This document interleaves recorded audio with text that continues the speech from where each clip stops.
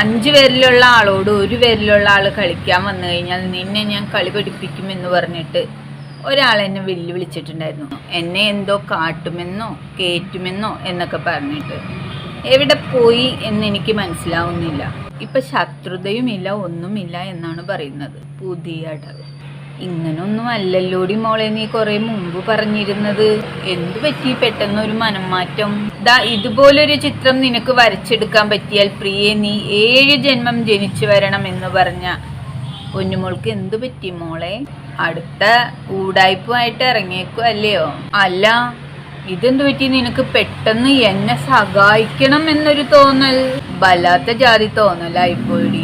ഞാൻ വരെ ഞെട്ടി. എന്താ ഞാൻ ഞെട്ടിയെന്നറിയോ?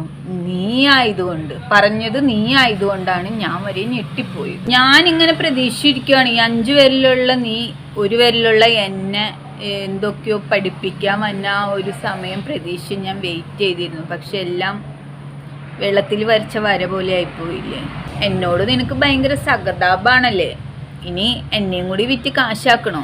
പിന്നെ നീ ഇങ്ങനെ ആരുമില്ലാന്നും പറഞ്ഞ് മോങ്ങുന്നത് കാണുമ്പം വളരെ വിഷമമുണ്ട്. ഇപ്പം ജനങ്ങളുടെ മേൽ കുതിര കയറാൻ ചെന്ന് കഴിഞ്ഞാൽ ഇതൊക്കെ തന്നെയായിരിക്കും അവസ്ഥ.